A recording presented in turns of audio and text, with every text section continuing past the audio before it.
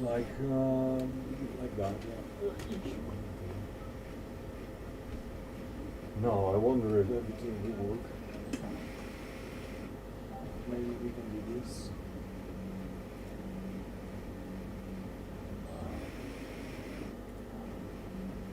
Degrading for Zen.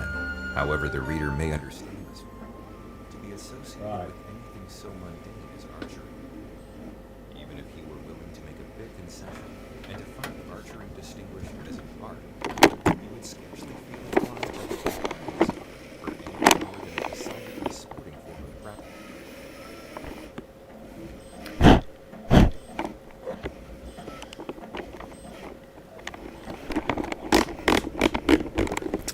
Welcome back, second time. Bluetooth was deactivated on the whole system. So the solution is to unplug everything. Go to your CMOS button behind your motherboard. Press it 10 seconds. Restart. Go back to config and the BIOS settings, memory, shizzle, speed, blah blah blah, and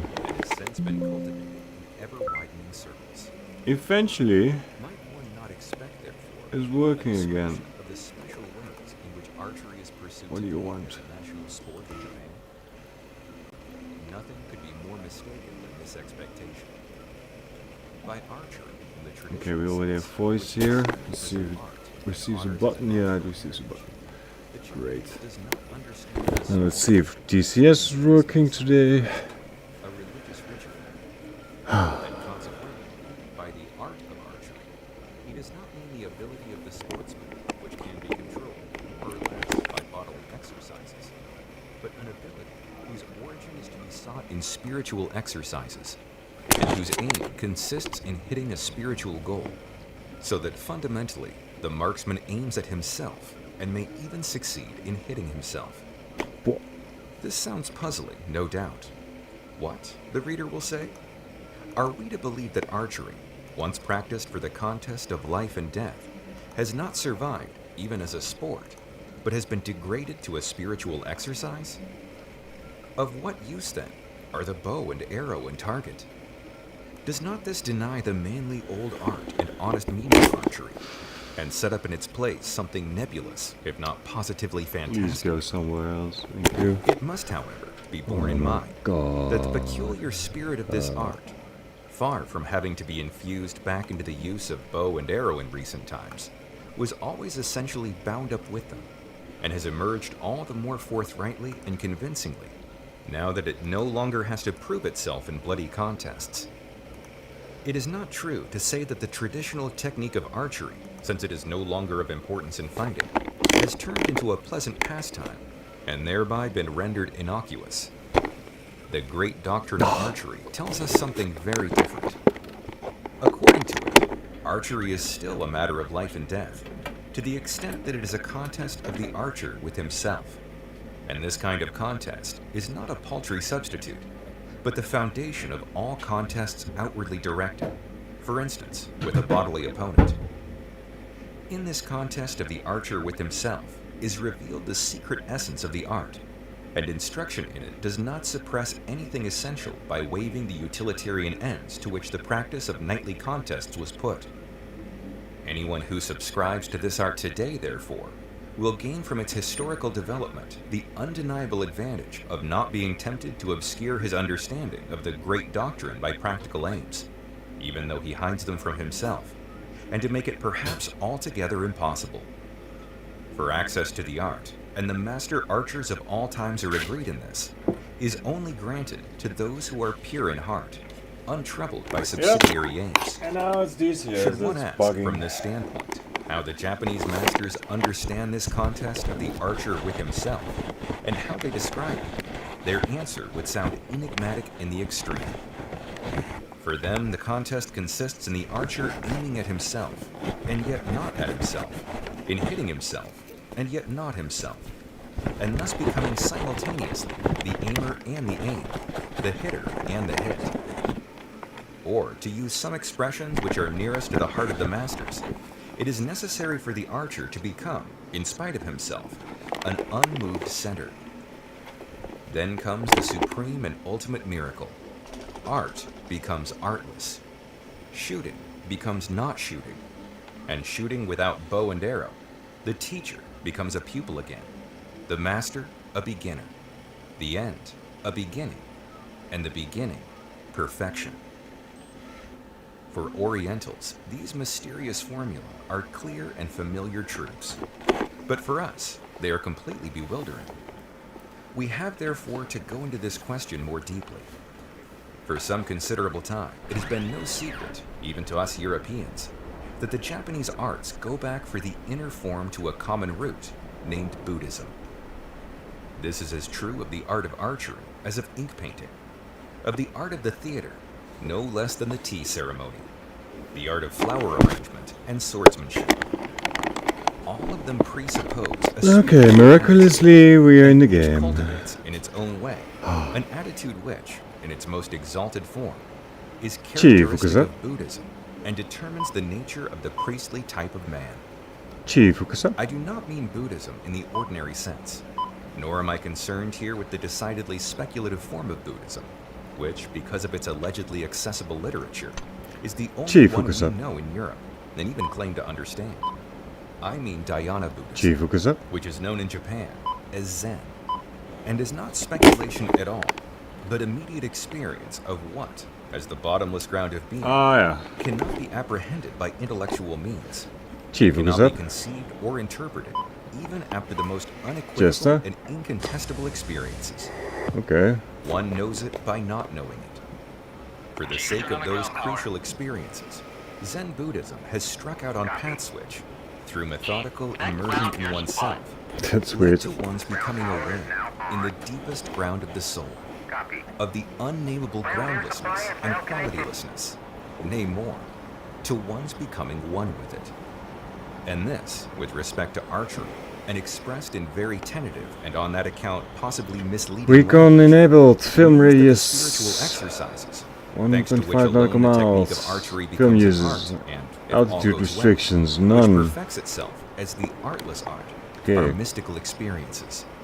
And accordingly, archery can in no circumstances mean accomplishing anything outwardly with bow and arrow, but only inwardly with oneself.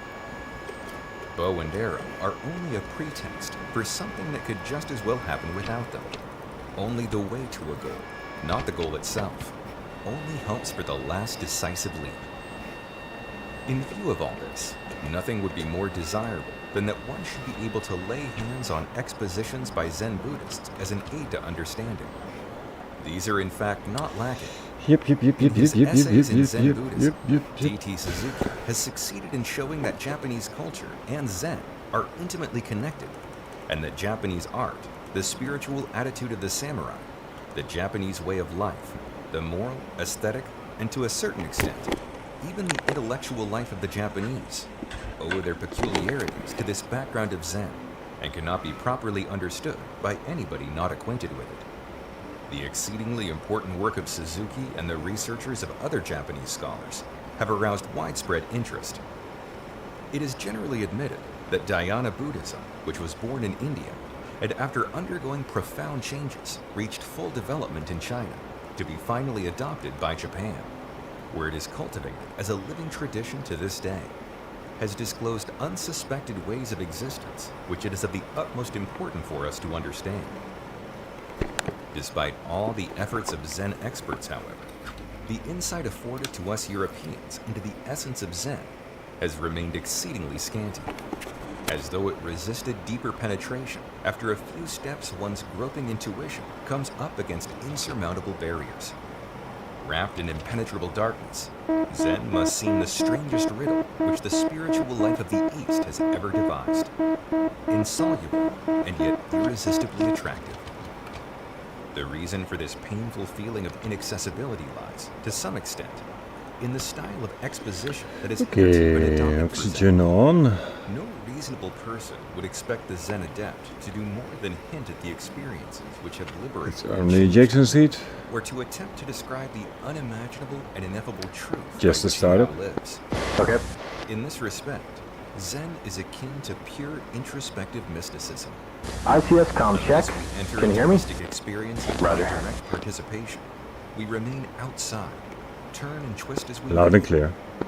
This law, which all genuine mysticism obeys, allows of no exceptions. It is no Closing contradiction that canopy. there exists Check. a plethora of Zen texts regarded as sacred. They have the peculiarity of disclosing their life-giving meaning only to those who have shown Ready to themselves start. the crucial experiences, and who can therefore extract from these texts confirmation of what they themselves already possess and are, independently of them. To the inexperienced, on the other hand, they remain not only dumb, how could he ever be in a position to read between the lines, but will infallibly lead him into the most hopeless spiritual confusion, even if he approaches them with wariness and self-devotion. Like all mysticism, Zen can only be understood by one who is himself a mystic, and is therefore not tempted to gain by underhanded methods what the mystical experience withholds from him. Yet the man who is transformed by Zen, and who has passed through the fire of truth, leads far too convincing a life for it to be overlooked. So it is not asking too much if, driven by a feeling of spiritual affinity, and desirous of finding a way to the nameless power which can work such miracles, for the merely curious have no right to demand anything, we expect the Zen adept to at least describe the way that leads to the goal. No mystic and no student of Zen is, at first step, the man he can become through self-perfection. How often is he tormented on the way by the desolate feeling that he is attempting the impossible? And yet this impossible will one day have become possible and even self-evident. Is there not room for the hope, then, that a careful description of this long and difficult road will allow us at least one thing, to ask whether we wish to travel it? Such descriptions of the way and its stations are almost entirely lacking in Zen literature. This is partly due to the fact that the Zen adept has an insuperable objection to giving any kind of instructions for the happy life. He knows from personal experience that nobody can stay the course without conscientious guidance from a skilled teacher and without the help of a master. No less decisive, on the other hand, is the fact that his experiences, his conquests and spiritual transformations, so long as they still remain his, must be conquered and transformed again and again, until everything his is annihilated. Only in this way can he attain a basis for experiences which, as the all-embracing truth, rouse him to a life that is no longer his everyday personal life. He lives, but what he lives is no longer himself. From this standpoint, we can understand why the Zen adept shuns all talk of himself and his progress. Not because he thinks it immodest to A little talk, bit late, but because he regards it as a betrayal of Zen. Even to make up his mind to say anything about Zen itself costs him grave heart searchings. He has before him the warning example of one of the greatest masters, who, on being asked what Zen was, maintained an unmoving silence, as though he had not heard the question. How then could any adept feel tempted to render an account of what he has thrown away and no longer misses? Is Gypsy 1-2 radio check? In these circumstances, I should be shirking my responsibilities if I confine myself to a string of paradoxes and took refuge behind a Roger. barrage of high-sounding words. For it was my intention to throw... I'm planning some recon with my F-14. Is there any upon which it particular sits area instead. interesting? This light is certainly not illumination in the sense fundamental to Zen, but at least shows that there must be something White behind camera the on my impenetrable walls of off the mist. siren area. Something which, like summer lightning, heralds the distant storm. That might be north, east, So southwest. understood, the art of archery is somewhat like a preparatory school for Zen, for it enables the beginner to gain a clearer view, through the work of his own hands, of events which are not in themselves intelligible. Objectively speaking, it would be entirely possible to make one's way to Zen from any one of the arts I have named.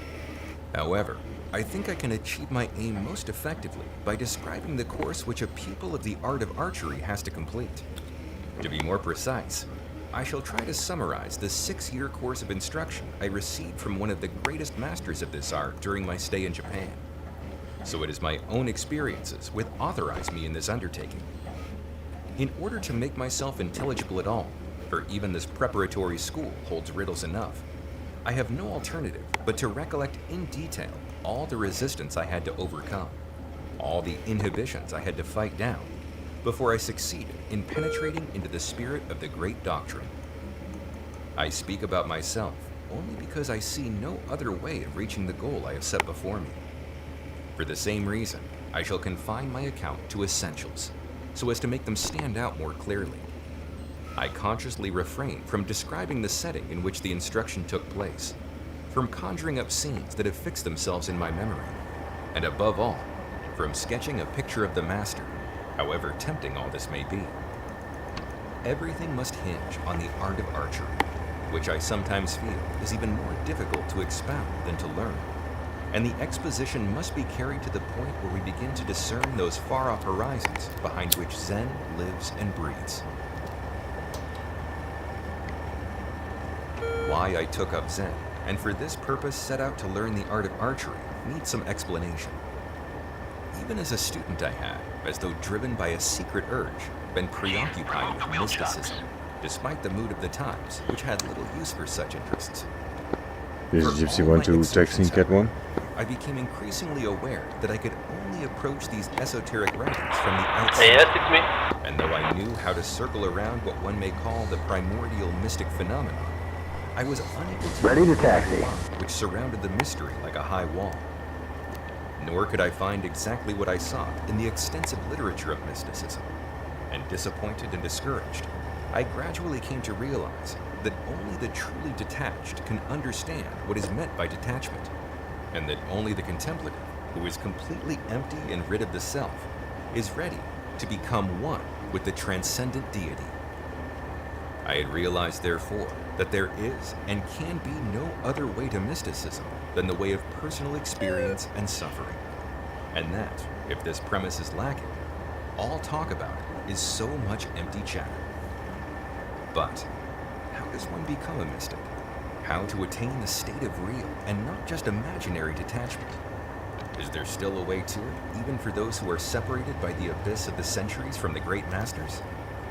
For the modern man, who has grown up under totally different conditions, nowhere did I find anything approaching satisfactory answers to my questions, even though I was told about the stages and stations of a way that promised to lead to the goal. To tread this way, I lacked the precise methodical instructions which might substitute for a master, at least for part of the journey. But would such instructions, even if there were any, suffice? Is it not more probable that, at best, they only create a readiness to receive something which even the best method cannot provide, and that the mystical experience, therefore, cannot be induced by any disposition known to man? However I looked at it, I found myself confronted by locked doors, and yet I could not refrain from constantly rattling at the handles. Oh dear. But the longing persisted, and when it grew weary, the longing for this longing.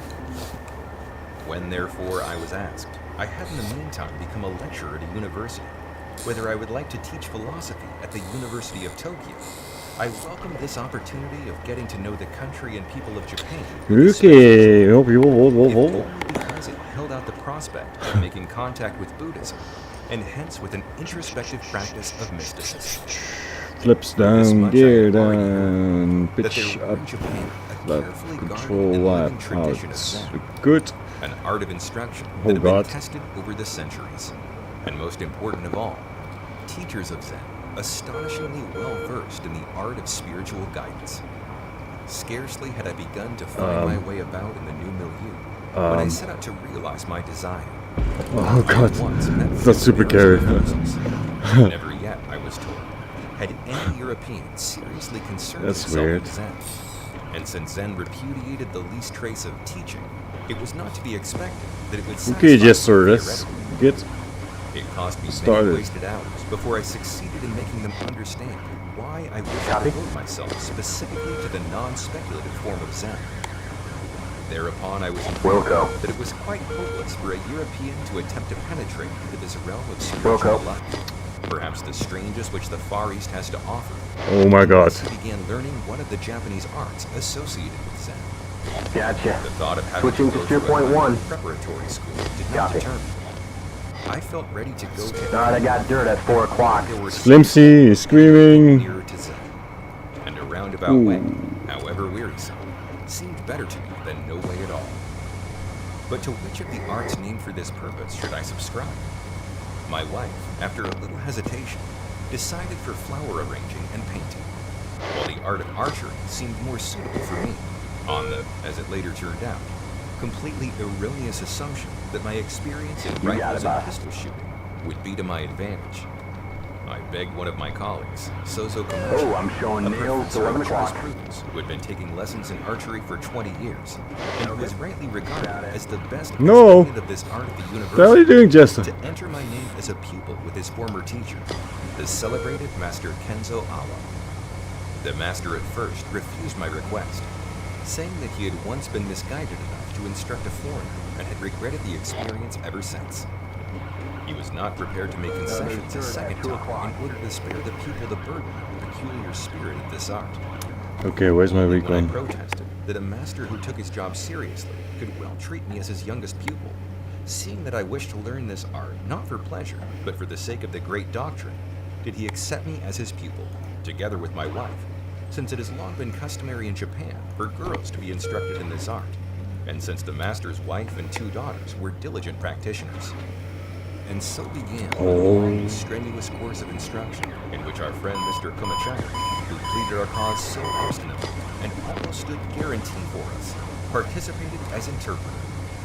At the same time, my good fortune in being invited to attend my wife's lessons in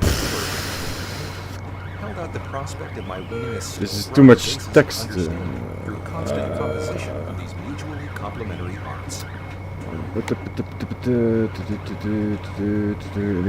of the artless art is not easy to follow, we were to learn during the very first lesson. The master began by showing us various Japanese bows, explaining that their extraordinary elasticity was due to their peculiar construction, and also to the material from which they are generally made, namely bamboo.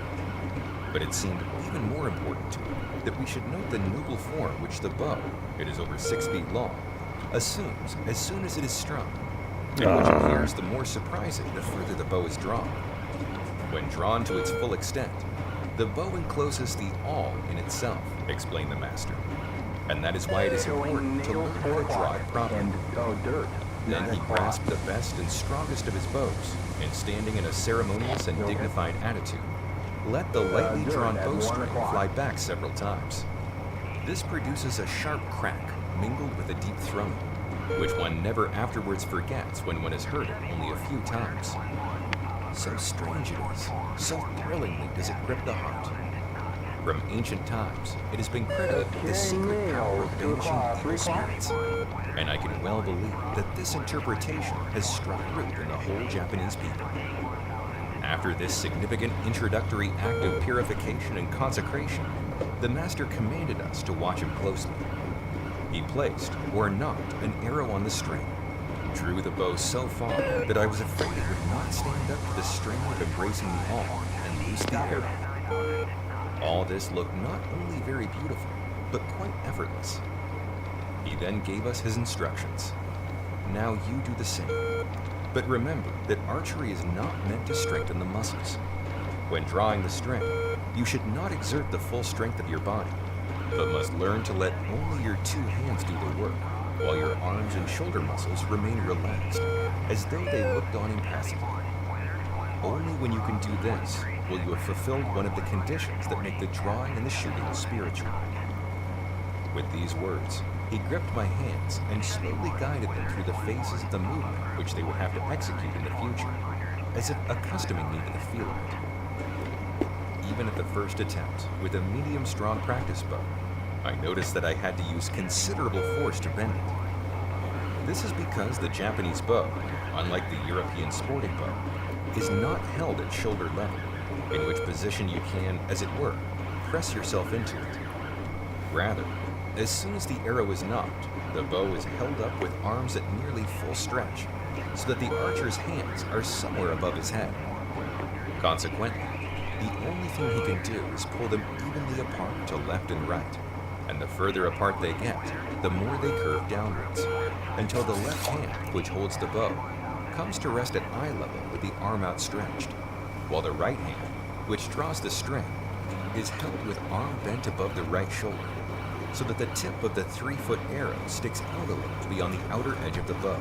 So great is the span. Shot nails 4 o'clock. In this attitude, the archer has to remain for a while before loosing the shot. The strength needed for this unusual method of holding and drawing the bow caused my hands to start trembling after a few moments, and my breathing became more and more labored. Nor did this get better during the weeks that followed.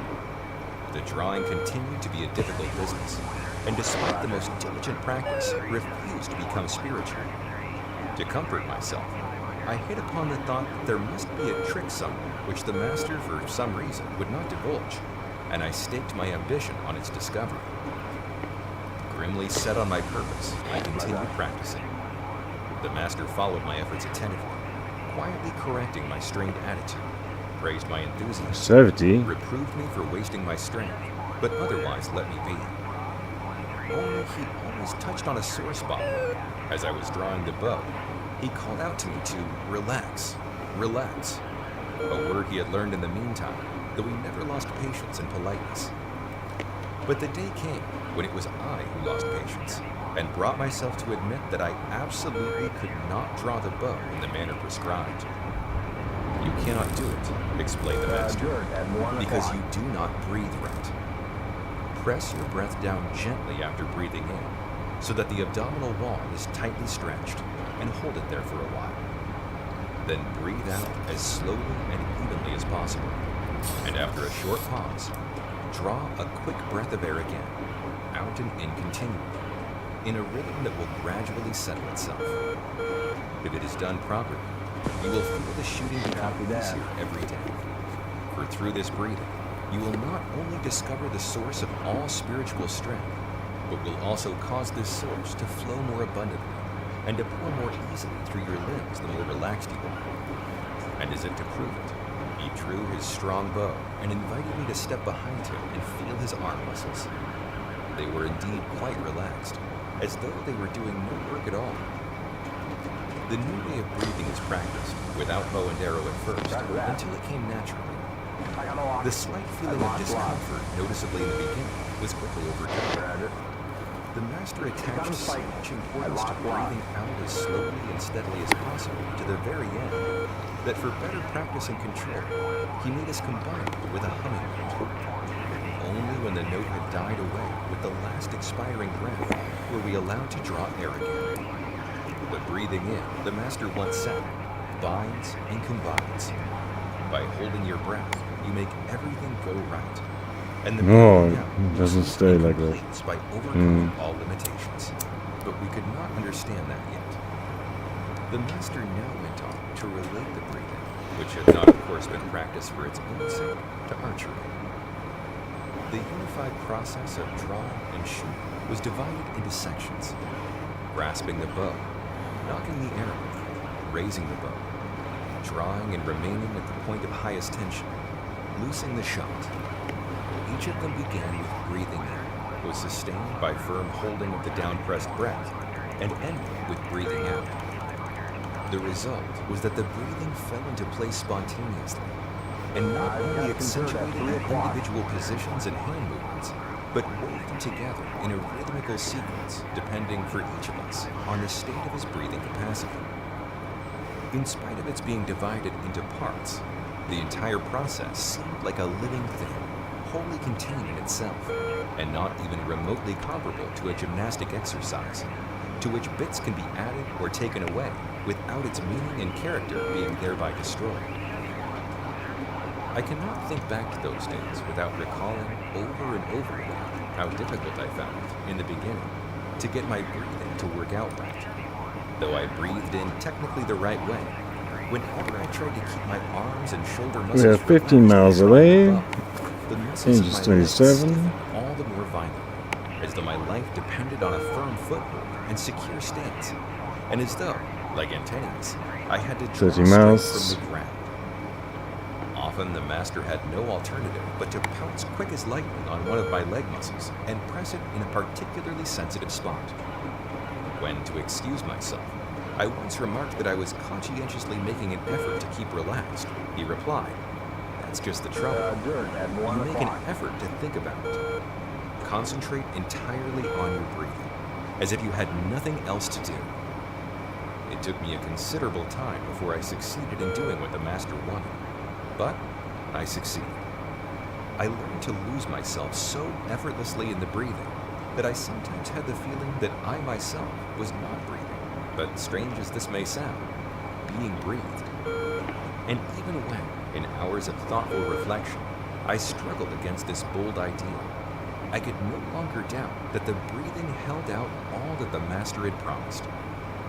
Now and then, and in the course of time more and more frequently, I managed to draw the bow and keep it 2 drawn miles. until the moment of release, while remaining completely relaxed in body, without my being able to say how it happened. The qualitative difference between these few successful shots 1 mile. and the innumerable Let's failures take the shot. was so convincing that I was ready to admit that now at last I 0 understood what was targets. meant by drawing the bow spiritually. So that was it. Not a technical trick I had tried in vain to pick up, but liberating breath control with new and far-reaching possibilities. I say this not without misgiving, for I well know how great is the temptation to succumb to a powerful influence and, ensnared in self-delusion, to overrate the importance of an experience merely because it is so unusual. But despite all equivocation and sober reserve, the results obtained by the new breathing, for in time I was able to draw even the strong bow of the master with muscles relaxed, were far too definite to be denied. In talking it over with Mr. Camacho, I once asked him why the master had looked on so long in my futile efforts to draw the bow spiritually. Why he had not insisted on the correct breathing right from the start. A great master, he replied, must also be a great teacher. With us, the two things go hand in hand. Had he begun the lesson with breathing exercises, he would never have been able to convince you that you owe them anything decisive. You had to suffer shipwreck through your own efforts, because you were ready to seize the life belt he threw you. Believe me, I know from my own experience that the master knows you and each of his pupils much better than we know ourselves. He reads in the soul of his pupils more than they care to admit.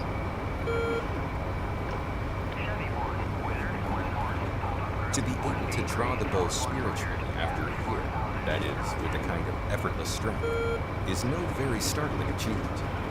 And yet, I was well content, for I had begun to understand why the system of self-defense, whereby one brings one opponent to the ground by unexpectedly giving way, with effortless resilience to his passionately deliberate attack, thus turning his own strength against him, is known as the gentle art. Since the remotest times, its symbol has been the yielding and yet unconquerable water, so that Lao Tzu could say with profound truth that right living is like water, which of all things, the most yielding, can overwhelm that which is of all things most hard. Moreover, the saying of the master went round in school that whoever makes most progress in the beginning has all the more difficulties later on. For me, the beginning had been far from easy. Was I not entitled, therefore, to feel confident in the face of what was to come, and the difficulties of which I was already beginning to suspect? The next thing to learn was the loosing of the arrow. Up to now, we've been allowed to do this haphazardly. It stood in parentheses, as it were, on the margin of the exercise. And what happened to the arrow was even more a matter of indifference, so long as it pierced the roll of pressed straw, which served the double purpose of target and sandbag, was deemed to have been satisfied. To hit it was no great feat, since we were only 10 paces away from it at most.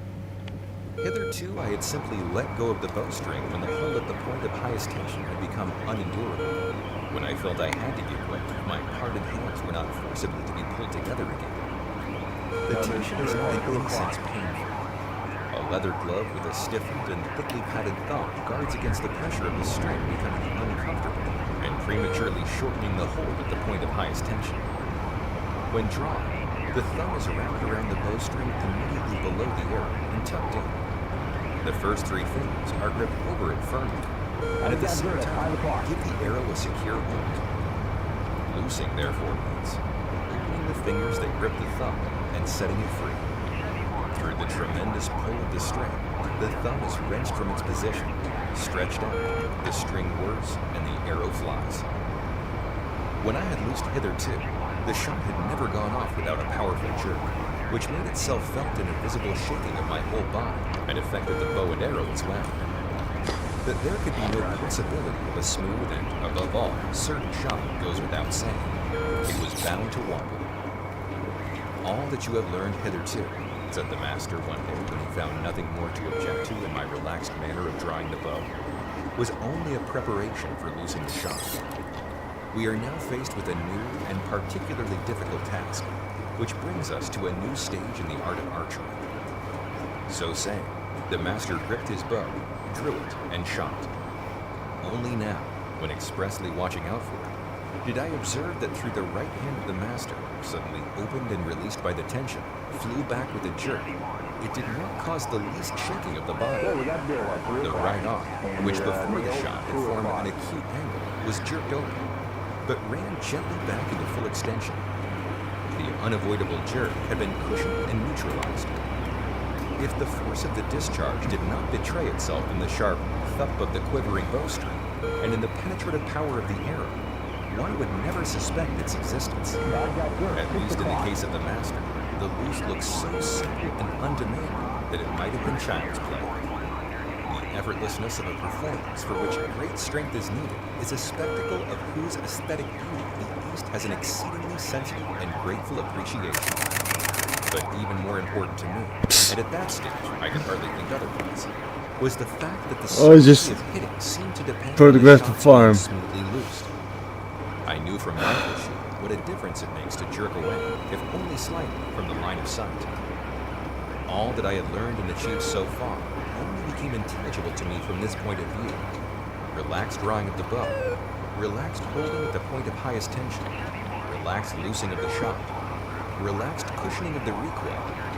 Did not all this serve the grand purpose of hitting There's a nice tree on the film, you know. That's the reason why we were learning archery with so much Where is this factory then? Why then had the master spoken as if the process we were now concerned with far exceeded everything we had practiced and accustomed ourselves to up to I now? don't see any factory. However that may be, I went on practicing diligently and conscientiously according to the master's instructions, and yet all my efforts were in vain. Often it seemed to me that I had shot better before, when I loosed the shot at random without thinking about it. Above all, I noticed that I could not open the right hand, and particularly the fingers gripping the thumb without exertion. The result was a jerk at the moment of release, so that the arrow wobbled. Still less was I capable of cushioning the suddenly freed hand. The master continued, undeterred, to demonstrate the correct loose. Undeterred, I sought to do like him, with the sole result that I grew more uncertain than ever. I seemed like the centipede, which was unable to stir from the spot after trying to puzzle out in what order its feet ought to go. The master was evidently less horrified by my failure than I myself. Did he know from experience that it would come to this? Maybe the... Don't think of what you have to do. Don't consider how to carry it out, he exclaimed. The shot will only go smoothly when it takes the archer himself by surprise. It must be as if the bowstring suddenly cut through the thumb of it. You mustn't open the right hand on purpose. What a joke. There followed weeks and months of fruitless practice. I could take my standard again and again from the way the master shot, see with my own eyes the nature of the correct loose, but not a single one succeeded. If, waiting in vain for the shot, I gave way to the tension because it began to be unbearable, then my hands were slowly pulled together, and the shot came to nothing. If I grimly resisted the tension till I was gasping for breath, I could only do so by calling on the arm and shoulder muscle for aid. It doesn't work. I then stood there, immobilized.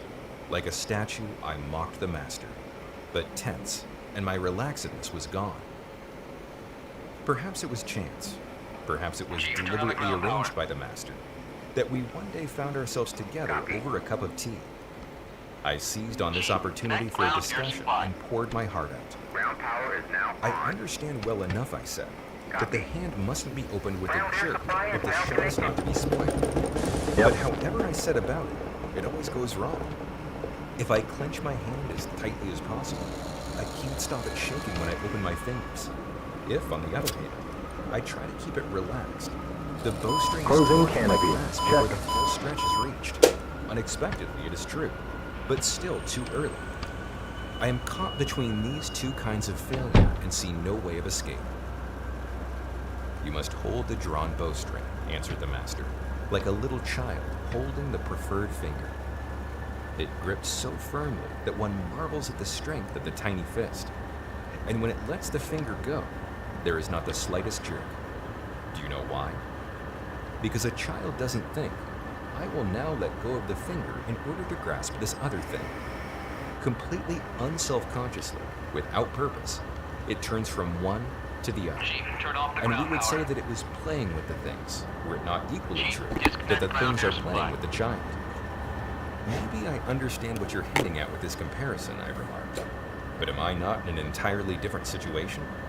When I have drawn the bow, the moment comes when I feel, unless the shot comes at once, I shan't be able to endure the tension. And what happens then? Merely that I get out of breath. So I must loose the shot whether I want to or not, because I can't wait for it any longer. You have described only too well, replied the master, where the difficulty lies. Do you know why you cannot wait for the shot, and why you can't get out of breath before it has come? The right shot, at the right moment, does not come because you do not let go of yourself. You do not wait for fulfillment, but brace yourself for failure. So long as that is so, you have no choice but to call forth something yourself that ought to happen independently of you.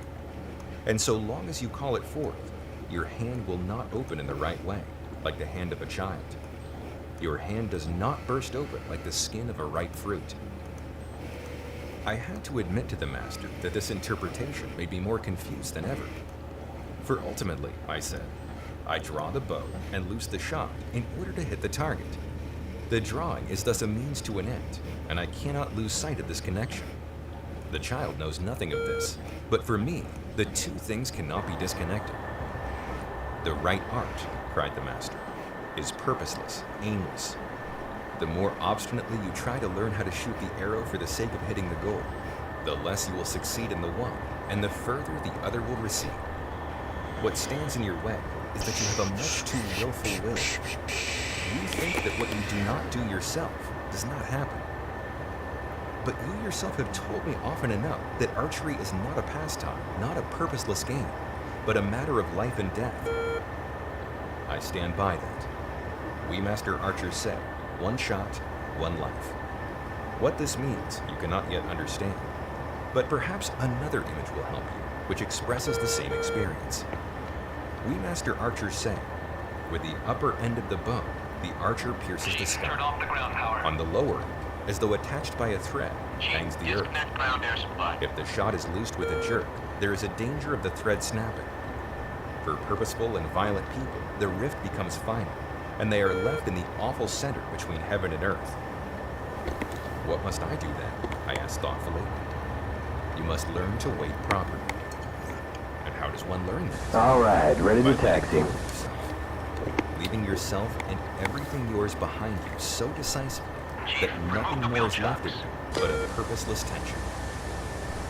So I must become purposeless on purpose? Roger that. I heard myself say. No pupil has ever asked me that, so I don't know the right answer.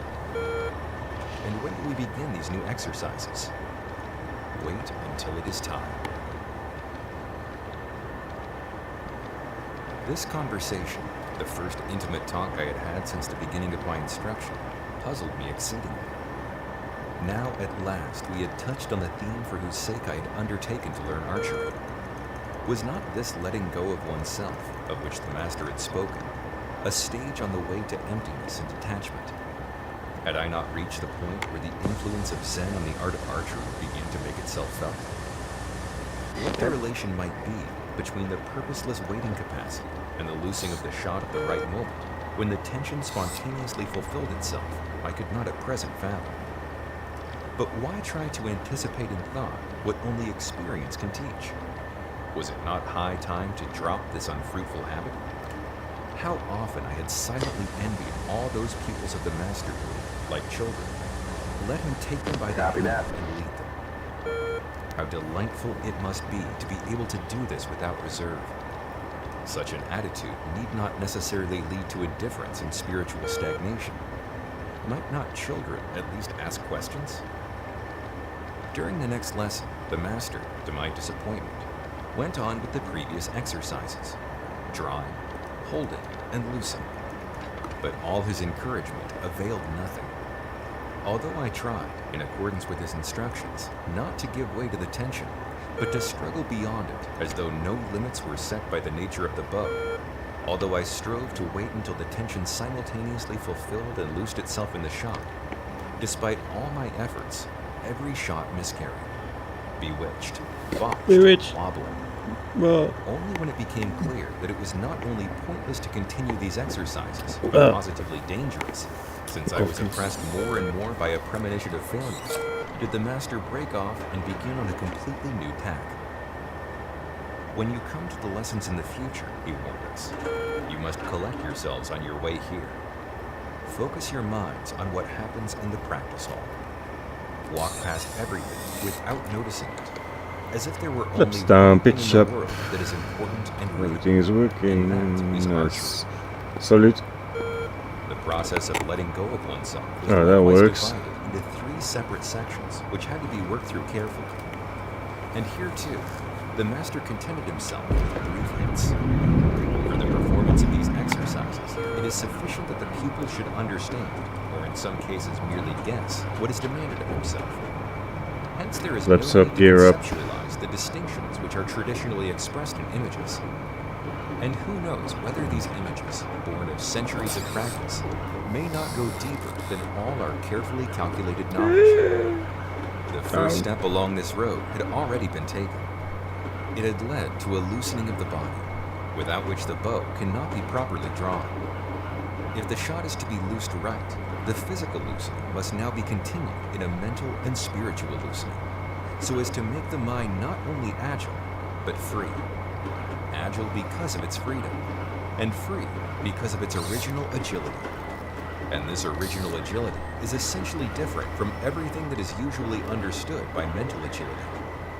Thus, between these 2 states of bodily relaxedness on the one hand and spiritual freedom on the other hand, Wow. is a difference of level which cannot be overcome by breath control alone, but only by withdrawing from all attachments whatsoever, by becoming utterly egoless, so that the soul, sunk within itself, stands in the plenitude of its nameless origin.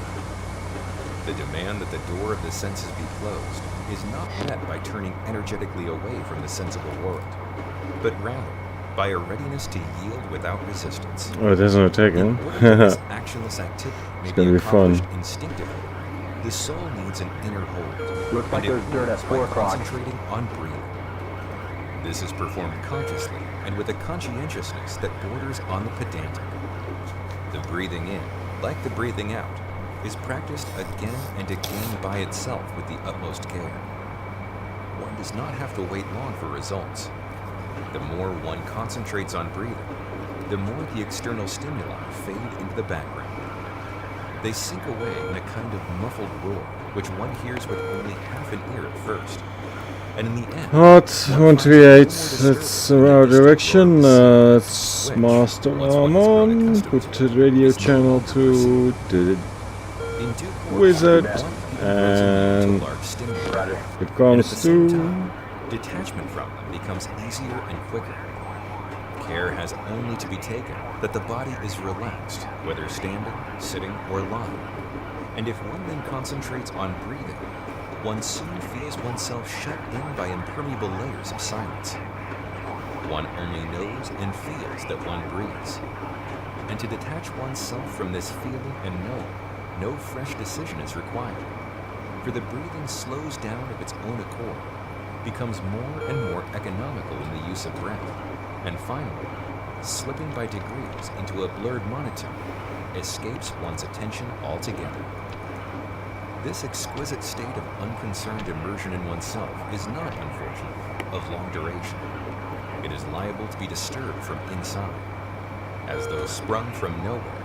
Moods, feelings, desires, worries, and even thoughts incontinently rise up in a meaningless jumble, and the more far-fetched and preposterous they are, and the less they have to do with that on which one has fixed one's consciousness, the more tenaciously they hang on.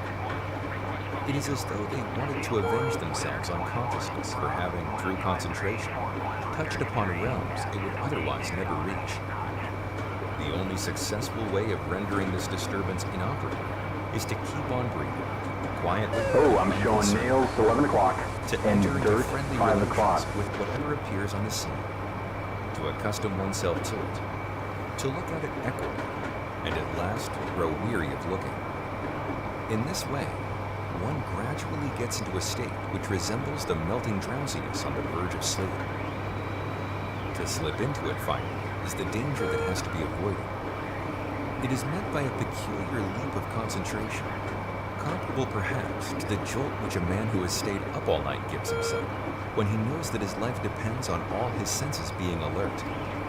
And if this leap has been successful but a single time, it can be repeated with certainty. With its help, the soul is brought to the point where it vibrates of itself in itself, a serene pulsation which can be heightened into the feeling, otherwise experienced only in rare dreams, of extraordinary lightness, and the rapturous certainty of being able to summon up energies in any direction, to intensify or to release tensions graded to a nicety. This state, in which nothing definite is thought, planned, striven for, desired, or expected, which aims in no particular direction, and yet knows itself capable alike of the possible and the impossible, so unanswering is its power. This state, which is at bottom purposeless and egoless, was called by the Master truly spiritual. It is in fact charged with spiritual awareness, and is therefore also called right presence of mind. This means that the mind or spirit is present everywhere, because it is nowhere attached to any particular place, and it can remain present because, even when related to this or that object, it does not cling to it by reflection, and thus lose its original mobility. Like water filling a pond, which is always ready to flow off again, it can work its inexhaustible power because it is free, and be open to everything because it is empty. This state is essentially a primordial state, and its symbol, the empty circle, is not empty of meaning for him who stands within it. Out of the fullness of this presence of mind, disturbed by no ulterior motive, the artist who is released from all attachment must practice his art. But if he is to fit himself self-effacingly into the creative process, the practice of the art must have the way smoothed for it. For if, in his Maybe there's a gap. he saw himself faced with a situation unto which 40 he nautical miles. instinctively, he would first have to bring it to consciousness. He would then enter again F10, into all the 5. relationships from which he had detached himself. He would be like one awakened, who considers his program for the day, but not like the awakened one, who lives and works in the primordial state. It would never Heads up, I've got as if the nails, individual 11 parts of o'clock. the creative process were being played into his hands by a higher power. He would never experience how intoxicatingly the vibrancy of an event is communicated to him who is himself only a vibration, and how everything that he does is done before he knows it. The necessary detachment and nails, 12 self-liberation, o'clock. the inward turning and intensification of life until full presence of mind is reached, are therefore not left to chance or to favorable conditions. The less so as the more depends on them, and the least of all are they abandoned to the process of creation itself, which already demands all the artist's powers, in the hope that the desired concentration will appear of its own accord. Before all doing and creating, before ever he begins to devote and adjust himself to his task, the artist summons forth this presence of mind and makes sure of it through practice. But from the time he succeeds in capturing it, not merely at rare intervals, but in having it at his fingertips in a few moments, the concentration, like the breathing, is brought into connection with archery. In order to slip the more easily into the process of drawing the bow and loosing the shot, the archer, kneeling to one side and beginning to concentrate, rises to his feet, ceremoniously steps up to the target, and with a deep obeisance, 50,000 feet. offers the bow and arrow like consecrated gifts, then knocks the Okay, arrow, 24 nautical raises the miles. bow, draws it, and waits in an attitude of supreme spiritual alertness. After the lightning release of the arrow and the tension, the archer remains in the posture adopted immediately following the shot until, after We got a clean slowly window. his breath, he is forced to draw air again. Then only does he let his arms sink, bows to the target, and if he has no more shots to discharge, steps quietly On into course. the background. 20 miles. Archery thus becomes a ceremony which exemplifies the F2 great doctrine. is on already. Even if the pupil does not at this stage grasp the true significance of his shots, he at least understands why archery cannot be a sport. 20 Got miles. nails on our 12. He understands why the technical learnability part must be practiced to the point of 50 repletion. miles. If everything depends on the archer's becoming purposeless and effacing himself in the event, 40 then its miles. outward realization must occur 30 miles. automatically, in no further need of the controlling or reflecting intelligence. It is this mastery of form that the Japanese method of instruction seeks to inculcate. Practice, repetition, and repetition of the All right, those are some nails. increasing 2 o'clock. intensity are its distinctive features for long stretches 10 of the miles. At least this is true of all the traditional arts. Demonstration, 9 miles. intuition, imitation. That is the fundamental relationship of instructor to pupil. Although with the introduction of new 7 educational miles. subjects during the last few decades, European methods of instruction have also gained a foothold and been applied with undeniable understanding. How is it that in spite of the initial enthusiasm for everything new, the Japanese arts have remained in essence untouched by these educational reforms? See It is the not airport. easy to give an answer to this I'm question. gonna fly straight Yet over the it. attempt must be made, even if only sketchily, with a view to throwing more light So on the much style glare. of instruction and the meaning of imitation. The Japanese pupil brings with him three things: Okay. good education, passionate love for his chosen I'm art, showing Oh. nails and 10 o'clock. uncritical veneration for his teacher. 9 o'clock. And, The oh, a teacher-pupil fight. relationship 11 o'clock. has belonged since ancient times to the basic All target spotted. and therefore purpose. On the part of the teacher, a high responsibility which goes far beyond the scope of his professional duties. Nothing more is required of the pupil at first than that he should conscientiously copy what the teacher shows him. Shunning long-winded instructions and explanations, the latter contents himself with perfunctory commands and does not reckon on any questions from the pupil. Impassively, Oh shit. looks on at blundering efforts, not even hoping for independence or initiative, and waits patiently for growth and ripeness. Both have time. Come The on. teacher does not harass, and the pupil does not overtax himself. Far from wishing to waken the artist and the pupil prematurely, the artist considers it his first task to make him a skilled Okay, artisan we're who on. softens We have a bandit. SU-27. the 6 pupil o'clock follows high. out this 5 intention miles. with untiring illustrator.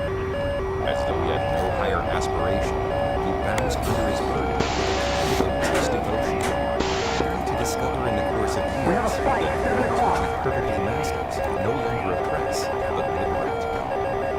He grows daily more capable Oh, God. of following any inspiration without technical effort, and I had to flee. letting inspiration come to him through meticulous observation. Just there. The hand that guides the brush has already caught and executed what floated before the mind at the same moment the mind began to form it. And in the end, Oh. the pupil no longer knows which of the two, mind or hand, was responsible for the work. But to get that far, for the skill to become spiritual, a concentration of all the physical and psychic forces is needed, as in the art of archery, which, as will be seen from the following examples, cannot under any circumstances be dispensed with. A painter seats himself before his pupils. He examines his brush and slowly makes it ready for use. Carefully rubs Roger. it, That was a tough call. I was like fleeing or engaging or. and finally, But going up is always a bad idea. It's like. strong concentration, Hey, here I am. he produces with rapid, You haven't armed your ejection sure seats, buddy. strokes a picture which, capable of no further correction and needing none, serves the class as a I'm model. closing the canopy. A flower master begins the lesson by cautiously untying the bast which holds together the flowers and sprays of blossom. and laying it to one side, carefully rolled up. Then he inspects the sprays one by one, picks out the best after repeated examination, cautiously bends them into the form which exactly corresponds with the role they are to play, and finally places them together in an exquisite vase. The completed picture looks just as if the master had guessed what nature had glimpsed in dark realms. In both these cases, and I must confine myself to them, the masters behave as if they were alone. Remove. They hardly condescend to give their pupils a glance, still less a disconnect. word, and carry out the preliminary movements musingly and composedly. They efface themselves in the process of shaping and creating, and to both the pupils and themselves, it seems like a self-contained event from the first opening maneuvers to the completed work. So we need to have like And a indeed, the southeast whole thing has factory. such expressive Then we have power waypoint that it 2 affects over the here. whole Like, picture. But why doesn't the teacher allow these preliminaries, unavoidable though they are, to be done by an experienced pupil? Does it lend wings to his visionary and plastic powers if he rubs the ink himself? If he unties the bass so elaborately, instead of cutting it and carelessly throwing it away?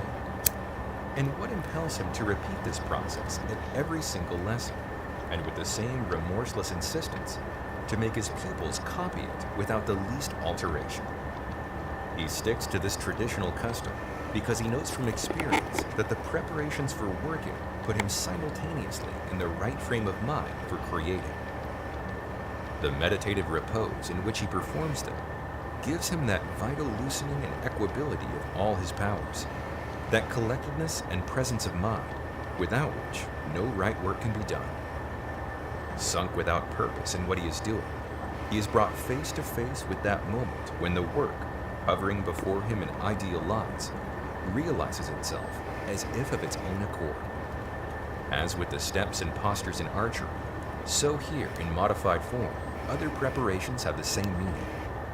And only where this does not apply, as for instance with religious dancers and actors, are the self-recollection and self-immersion practiced before they appear on the stage. As in the case of archery, there can be no question but that these arts are ceremonies. More clearly than the teacher could express it in words, they tell the pupil that the right frame of mind for the artist is only reached when the preparing and the creating, the technical and the artistic, the material and the spiritual, the project and the object flow together without a break.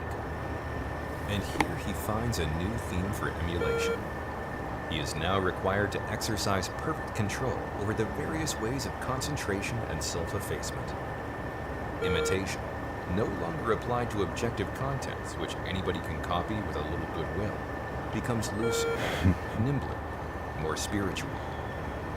The pupil sees himself on the brink of new possibilities, but discovers at the same time that their realization does not depend in the slightest degree on his goodwill. Assuming that his talent can survive the increasing strain, there is one scarcely avoidable danger that lies ahead of the pupil on his road to mastery. Not the danger of wasting himself in idle self-gratification, for the East has no aptitude for this cult of the ego, but rather the ready danger to taxi. of being stuck in his achievement, which is confirmed by his success and magnified by his renown. In other words, of behaving as if the artistic existence were a form of life that bore witness to its own validity. Okay. The teacher foresees this danger. Carefully and with the adroitness of a psychopath, he seeks to head the pupil off in time and to detach him from himself. Chief, remove the wheel chocks. This he does by pointing out, casually, and as though it were scarcely worth a mention in view of all that the pupil has already learned, that all right doing is accomplished only in a state of true selflessness, in which the doer cannot be present any longer as himself. Only the spirit is present, a kind of awareness which shows no trace of egohood, and for that reason ranges without limit through all distances and depths, with eyes that hear and with ears that see. Thus the teacher lets his pupil voyage onward through himself, but the pupil, with growing receptivity, lets the teacher bring to view something of which he has often heard, but whose reality is only now beginning to become tangible on the basis of his own experiences. It is immaterial what name the teacher gives it, whether indeed he names it at all. The pupil understands him even when he keeps silent. The important thing is that an inward movement is thereby initiated. The teacher pursues it, and without influencing its course with further instructions which would merely disturb it, helps the pupil in the most secret and intimate way he knows, by direct transfer of the spirit, as it is called in Buddhist circles. Just as one uses a burning candle to light others with, Wings so the out teacher of left transfers down, the big spirit shot. of the right arm Salute. from heart to heart, that it may be illuminated. Salute. If such should be granted to the pupil, he remembers that more important than all outward works, however attractive, is the inward work which he has to accomplish if he is to fulfill his vocation as an Oh artist. yeah. The inward work, however, Okay, let's go. consists in his turning the man he is, and the self he feels himself and perpetually finds himself to be, into the raw material of a training and shaping. Oh, I'm showing whose nails, end is 11 o'clock. mastery. And dirt, The 4 artist o'clock. and the human being meet in something higher. For mastery proves its validity as a form of life only when it draws Alrighty, of the boundless switching to truth 2.1. and sustained by it, Yep. becomes the art of the origin. The Welcome. master no longer seeks, but finds. As an artist, he is the hieratic man. As a man, the artist into whose heart, in all his doing and not doing, working and waiting, being and not being, the Buddha gazes. The man, the art, the work, it is all one. The art of the inner work, which unlike the outer does not forsake the artist, which he does not do and can only be, springs from depths of which the day knows nothing. Steep is the way to mastery. Often nothing keeps the pupil on the move but his faith in his teacher, whose mastery is now beginning to dawn on him. He is a living example of the inner work, and he convinces by his mere presence. Roger. How far the pupil will go is not the concern of the teacher and master. All right. Hardly has he shown him the right way, but he must let him go on alone. There is only one thing more he can do to help him endure loneliness. He turns him away from himself, from the master, by exhorting him to go further than he himself has done, and to climb on the shoulders of his teacher. Wherever this way may take him, the pupil, though he may lose sight of his teacher, can never forget him. With a gratitude as great as the uncritical veneration of the beginning, Oh, okay. as strong as the saving faith of the artist, It's he now takes his just goes master's haywire place, again. ready for any sacrifice. Countless examples down to the recent past testify that this gratitude far exceeds the measure of what is customary among mankind. Day by day, I found myself slipping more easily into the ceremony which sets forth the great doctrine of archery, carrying it out effortlessly, or to be more precise, feeling myself being carried through it as in a dream. Thus far, the master's predictions were confirmed, yet I could not prevent my concentration from flagging at the very moment when the shot ought to come. Waiting at the point of highest tension not only became so tiring that the tension relaxed, but so agonizing that I was constantly wrenched out of my self-immersion and had to direct my attention to discharging the shot. Stop thinking about the shot, the master called out. That way it is bound to fail. I can't help it, I answered. The tension gets too painful. You only feel it because you haven't really let go of yourself. It's all so simple. You could learn from an ordinary bamboo leaf what ought to happen. It bends lower and lower under the weight of the snow. Suddenly, the snow slips to the ground without the leaf having stirred. Stay like that at the point of highest tension until the shot falls from you. So indeed it is. When the tension is fulfilled, the shot must fall. It must fall from the archer like snow from a bamboo leaf before he even thinks it.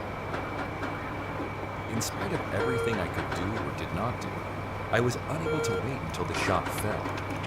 As before, I had no alternative but to loose it on purpose. And this obstinate failure depressed me all the more, since I had already passed my 3rd year of instruction. I hope these red images are correct, because hours wondering whether I could justify this waste of time, which seemed to bear no conceivable relationship to anything I had learned and experienced so far. The sarcastic remark guide of a ourselves countryman in. that there were important When we pigments to see be this raised in Japan mark, besides this we can beggarly art just came back to me. And hop though I had into this dismissed it at the time, vicinity and his then query as to what I intended land to do with my again. art if I ever learned it no longer seemed to me so entirely absurd. Let's eyeball it in. The master must have felt what was going on in my mind. He Don't get to the so F10 Mr. map. Komachiya told me later, tried to work through a Japanese introduction to philosophy in order to find out how he could help me from a side I already knew. But in the end, he had laid the book down and with a cross face, remarking that he could now understand that a person who Okay, what's interested our himself in such heading? things It's would correct naturally find the heading. art of When we meet archery land, we go uncommonly left. difficult to learn. We spent our summer holidays by the sea, in the solitude of a quiet, dreamy landscape, distinguished for its delicate beauty. We had taken our bows with us as the most important part of our equipment. Day out and day in, I concentrated on loosing the shot. This had become a day fix, which caused me to forget more and more the master's warning that we should not practice anything except self-detaching immersion. Turning all the possibilities over in my mind, I came to the conclusion that the fault could not lie where the master suspected it, in lack of purposelessness and egolessness, but in the fact that the fingers of the right hand gripped the thumb too tightly. The longer I had to wait for the shot, the more convulsively I pressed them together without thinking.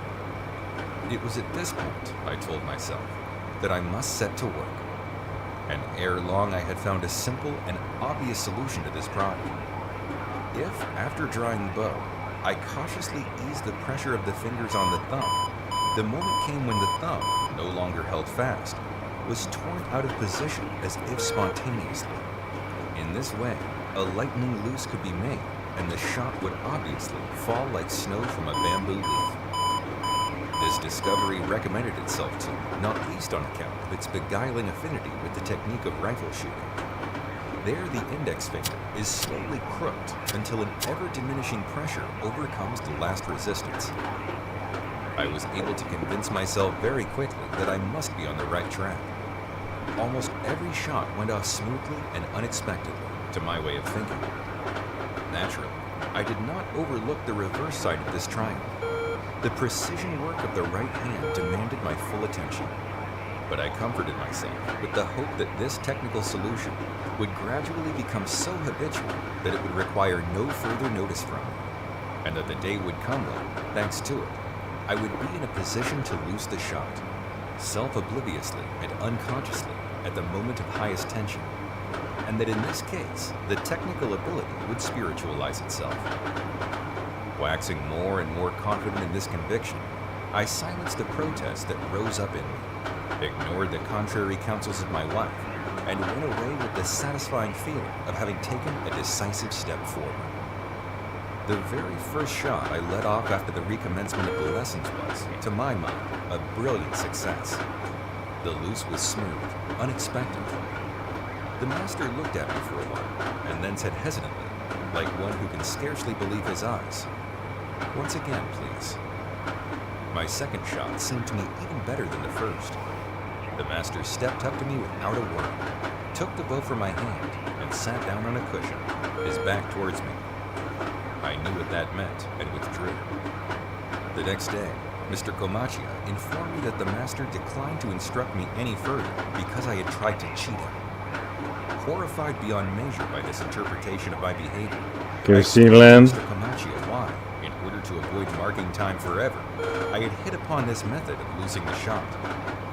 On his interceding for me, the master was finally prepared to give in, but made the continuation of the lessons conditional upon my express promise to never offend again against the spirit of the great doctrine.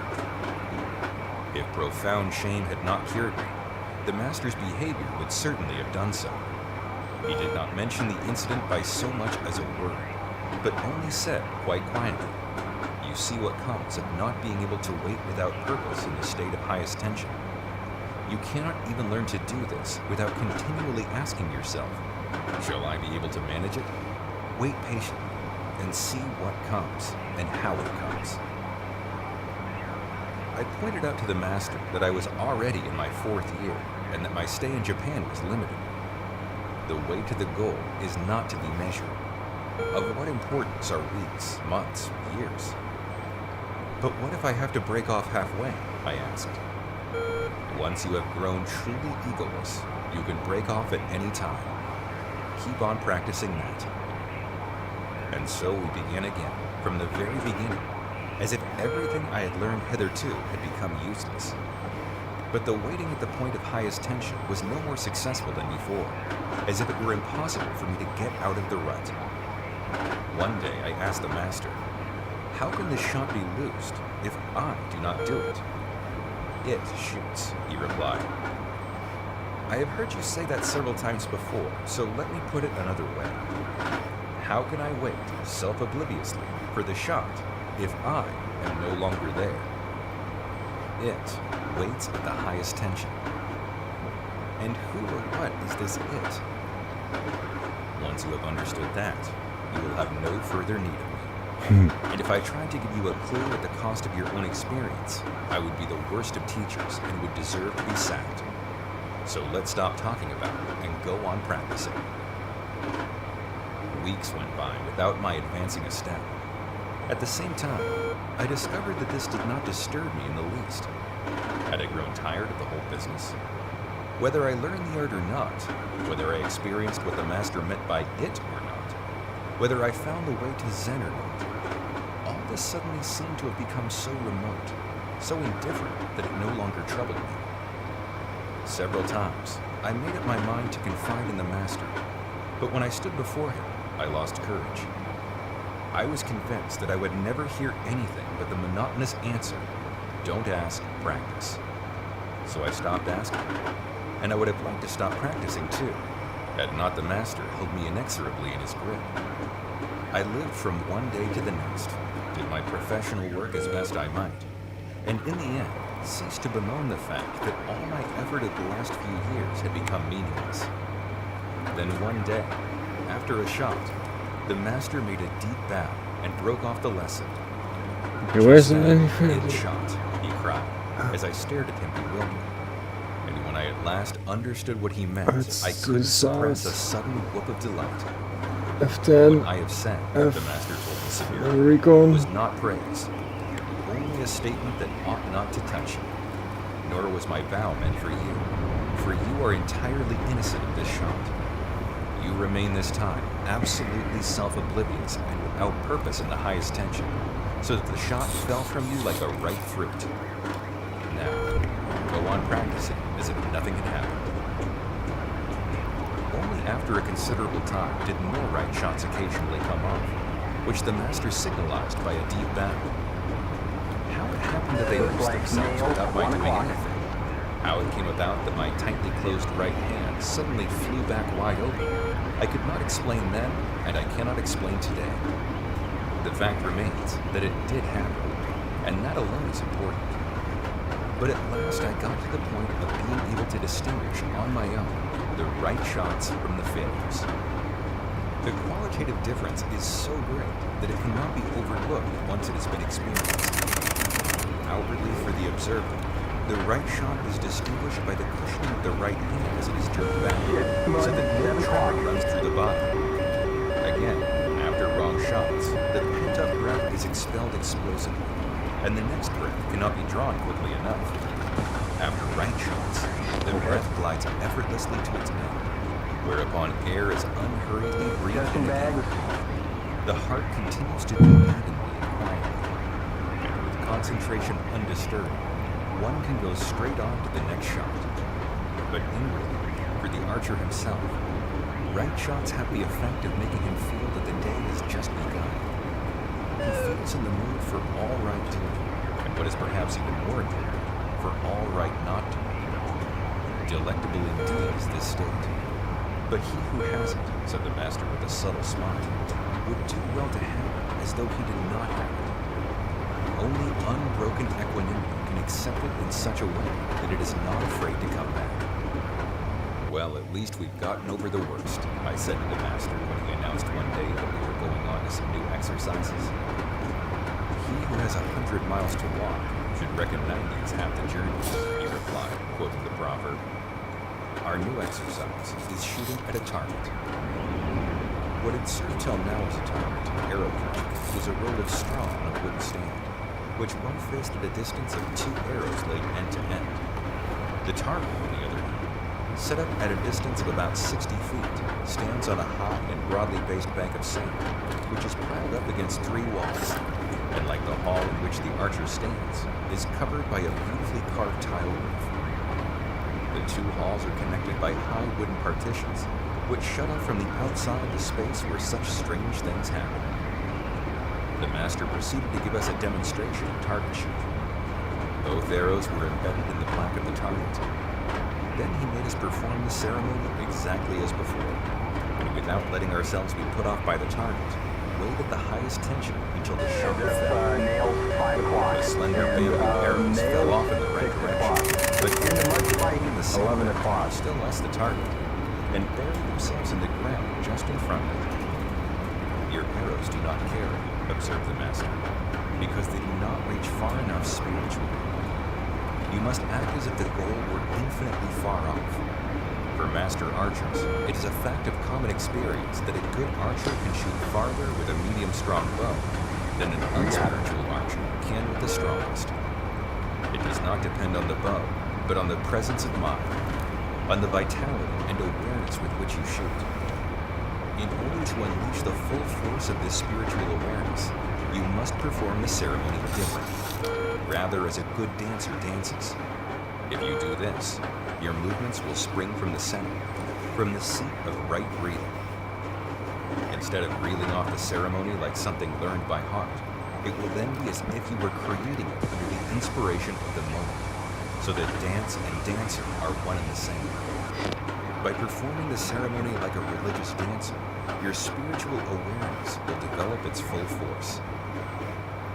I do not know how far I succeeded in dancing the ceremony, and thereby activating it from the center. I no longer shot too short, but I still failed to hit the target.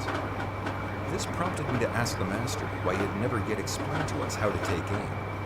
There must, I suppose, be a relation of sorts between the target and the tip of the arrow, and hence an approved method of sighting which makes hitting possible. Of course there is, answered the master, and you can easily find the required aim yourself. But if you hit the target with nearly every shot, you are nothing more than a trick archer who likes to show off.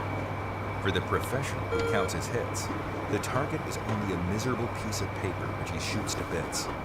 The great doctrine holds this to be sheer devilry. It knows nothing of the target, which is set up at a definite distance from the archer. It only knows of the goal, which cannot be aimed at technically, and it names this goal, if it names it at all, the Buddha. After these words, which he spoke as though they were self-evident, the master told us to watch his eyes closely as he shot. As when performing the ceremony, they were almost closed, and we did not have the impression that he was silent. Obediently, we practiced letting off our shots without taking aim. At first, I remained completely unmoved by where my arrows went. Even occasional hits did not excite me, for I knew that so far as I was concerned, they were only flukes. But in the end, this shooting into the blue was too much for me. I fell back into the temptation to worry. The master pretended not to notice my Okay, let's disquiet, make a rough until one estimate. day, I confessed to him that I was at the end of my tether.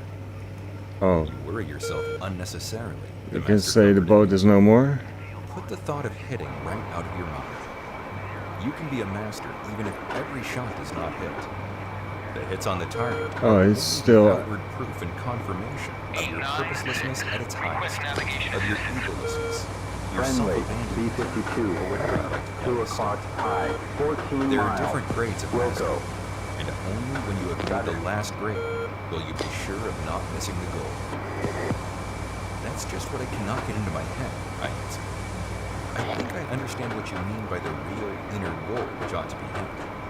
But how it happens that the outer, Nails, the disc of 7 paper, o'clock, is hit and without the dirt, archer's taking 11 aim, o'clock. and that the hits are only outward confirmations of inner events, that correspondence is beyond me. You are under an illusion, said the master after a while. If you imagine that even a rough understanding of these dark connections would help you. These are processes which are beyond the reach of understanding. Do not forget that even in nature, there are correspondences which cannot be understood, and yet are so real that we have grown accustomed to them, just as if they could not be any different. I will give you an example which I have often puzzled. Heads up, nails, The 5 spider o'clock. dances her web without knowing that there are flies who will get caught in it. The fly, dancing nonchalantly on a sunbeam, gets caught in the net without knowing what lies in store. But through both of them, it dances, and inside and outside are united in this dance. 3G6 So copy. too, the archer hits the target without having aimed. More I cannot say. Much as this comparison occupied my thoughts, though I could not, of course, think it to a satisfactory conclusion, something in me refused to be mollified and would not let me go on practicing unworried. An objection, which in the course of weeks had taken on more definite outline, formulated itself in my mind. I therefore asked, is it not at least conceivable that after all your years of practice, you involuntarily raise the bow and arrow with the certainty of a sleepwalker, so that although you do not consciously take aim when drawing it, you must hit the target, simply cannot fail to hit it? The master, long accustomed to my tiresome questions, shook his head. I do not deny, he said after a short silence, that there may be something in what you say. I do stand facing the goal in such a way that I am bound to see it, even if I do not intentionally turn my gaze in that direction.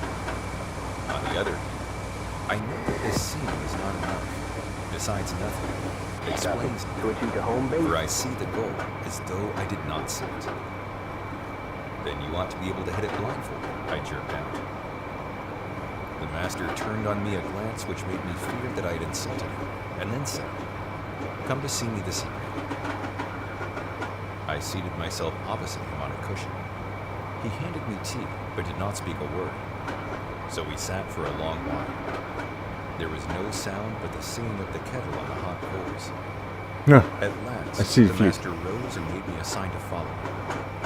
The practice hall was brightly lit. 8-9 The master told me to put a table, long and thin as a knitting needle, in the sand in front of the target, but not to switch on the light in the target's sand. It was so dark that I could not even see its outlines, and if the tiny flame of the taper had not been there, I might perhaps have guessed the position of the target, though I could not have made it out with any precision. The master danced the ceremony. No. His first arrow shot out of dazzling brightness into deep night. I knew from the sound that he had hit the target. The second arrow was a hit too. When I switched on the light in the target, Of course. I discovered to my amazement that the first arrow was launched Why? full in Anyway. the middle of the black, Was fun. while the second arrow We know how to had stuck recon. to the butt of the first and It's kind of popped through the intense. You have to go shaft before fast. embedding itself And there I was inside. like, I I cannot did track not you. dare to pull the But arrows out separately, oh, it was but close, carried them back man. together with the target. Nice. The Until master next surveyed time, them bye, Jax. critically. The first shot, he then said, was no great feat, you will think, because after all these years, I am so familiar with my target stand that I must know, even in pitch darkness, where the target is. That may be, but I won't try to pretend otherwise. But the second arrow, which